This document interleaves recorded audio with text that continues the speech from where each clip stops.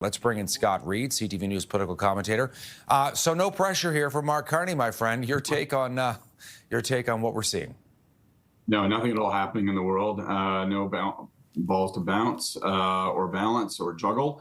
Look, I think, we see the Prime Minister looks comfortable in the position of chair, and you can see that he's skilled in that role. Well, he's going to require all of his skills because this is something of an eggshell summit. Everyone is tiptoeing around the fact that on almost every single major issue, from trade to security to the war in Europe to the war in the Middle East, the United States is something of an outlier, and that makes every single exchange fraught with possibility, fraught with the danger that Donald Trump could be tipped over and go off, as he did in Charlevoix back in 2017, and that is on the minds, you can imagine, of almost every single leader present.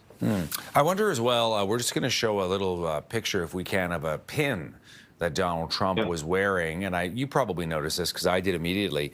It's a pin with the Canada and U.S. flags on it, just under a larger Stars and Stripes pin. What does that mean, if anything? Look, it means something. Donald Trump would not place that on his lapel if he wasn't feeling somewhat positive toward Canada and somewhat positive toward the concept of partnership. He'd be the first to fling it across the room and say, I don't care what they want me to wear. I have no business doing that. Look, if you're looking for positive signs, I think you can locate them in the bilateral meeting that happened between the Prime Minister and the President. This may not concern the larger agenda of the G7, but in terms of our ongoing discussions that appear to be happening behind the scenes on some kind of bilateral security and economic trade partnership, the President said it's achievable. He was wearing that lapel pin. He praised the Prime Minister. It was a positive meeting. There were no outbursts. And so, one gets the impression that maybe progress has been made. Maybe we can look forward to hearing some sort of news in the days or weeks to come. On the other hand, he did say we have different concepts of trade. And goodness knows what's loaded into that phrase. He did refer to the Prime Minister as Mark, so on a first-name basis, which, it may be something. Again, maybe not. It's hard to kind of parse some of this stuff. And, that we're sort of even in this place is so interesting, given where the relations were with the United States just, less than 6 months ago, of course, when Joe Biden was still president. That aside, what's the best-case scenario here for Mark Carney, when it comes to this G7 summit, Scott? Well, we're not going to get some sort of encompassing, sweeping joint communique between all the leaders that offers real ideas and solutions on so many of the issues that bedevil the world, because there is no consensus among these leaders. I mean, the G7 was formed like-minded economies, like-shaped economies, democracies of the world that could come together and talk collectively about their mutual interests.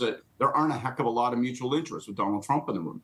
But a successful summit, I think, hinges on two things. First, that these meetings actually find something substantive and some room for progress, at least on single file issues. If not a collective joint statement, then can we see something talk in terms of economic prosperity, and perhaps in terms of AI and how it might be jointly addressed and considered an approach. So that's the first thing. And that, the Prime Minister comes away without a failure. And I know that sounds like a low bar, but literally with any G7, any international summit with Donald Trump present, avoiding failure and outburst, a spectacular explosion is indeed a huge accomplishment. But the second thing is there going to be progress on some bilateral deal? That's the real prize. That's what we're looking for here in Canada. And by the way, that's why a lot of the other leaders are here also. Not so much for the G7 meeting as much as the hope for bilateral discussions on trade with Trump. One final thing, people at home might be looking at this and say, this stuff doesn't matter. It's all just pre-scripted, pre-choreographed. It's a glorified photo op. I mean, there was a time you worked behind the scenes in government.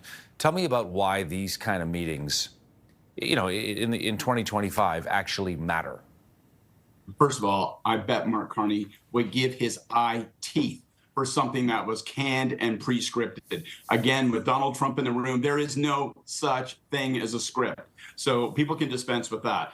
The value of these meetings, and I must say, I remember working for Mr. Martin, not only when he was Prime Minister, when he was Finance Ministers, the G7 meetings, the IMF World Bank meetings, the G20, the La Francophonie, Commonwealth, these meetings, APEC, they force a level of familiarity upon the leaders and their teams, and that creates momentum, the ability to speak formally, directly, candidly, to say to one another when you're not dealing with someone who has a giant narcissistic disorder such as President Trump, but the ability to say to one another, we're not on the same page. I think you're making a mistake here. Let's make some adjustments.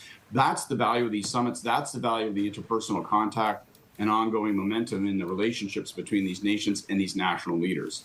Good to see you as always, Scott. Thank you. Thank you.